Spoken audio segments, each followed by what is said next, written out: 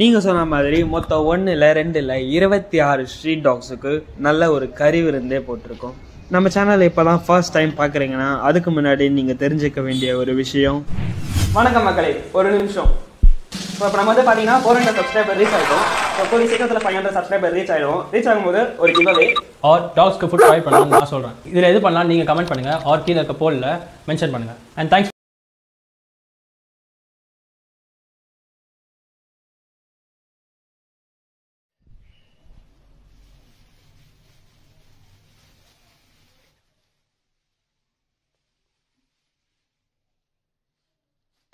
என்னடா இவன் கோழி காலுக்கு மசாஜ் கொடுக்குறான்னு யோசிப்பீங்களே. நல்ல ஒரு நாய் பிரியாணி செய்யலாம். நானும் என் ஃப்ரெண்டு வண்டி எடுத்துட்டு ஸ்ட்ரெயிட்டாக கறிக்கடையில் போயிட்டு, அண்ணா எனக்கு ஒரு 1.5 கிலோ கோழிக்கறி. தம்பி 360 ரூபாப்பா அப்படின்றாரு.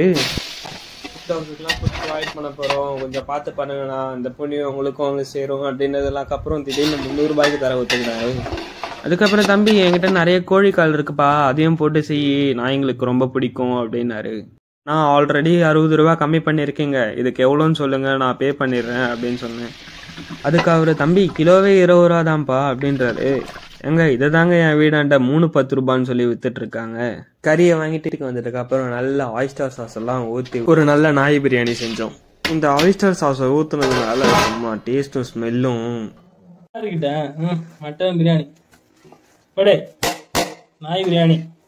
ஸோ நாங்கள் வந்து பார்த்தீங்கன்னா ரொம்ப ஹாப்பியாக, டாக்ஸுக்கு வந்து ரொம்ப ரொம்ப பிடிச்சிருந்தது. எல்லாமே ஒரு சிங்கிள் ரைஸ் கூட விடாமல் ஜாலியாக சாப்பிட்டுச்சுங்க.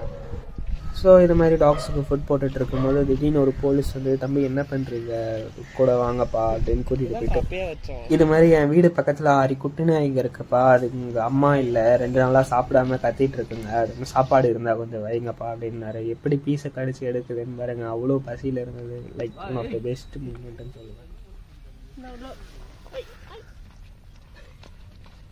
எங்களா வழிய விட மாட்டேங்குது, அப்படியே நவுத்தி தான் வைக்கணும். அப்படிதான் சாப்பிட வரும், அதுக்கு தெரியாதுடா. கறி பீஸ் பரவாயில்ல சாப்பிடும். பாவம்டா.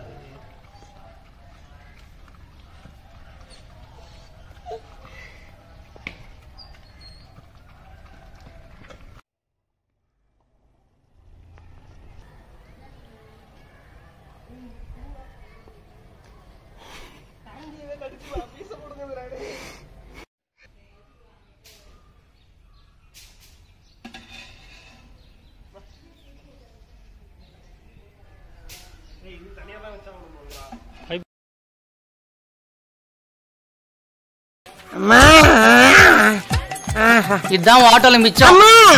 நம்ம ஏதோ சென்டிமெண்டா கேக்குறானே, போடா போகுதுண்ணே, ஒரு குத்து குத்துண்ணே அப்படியா.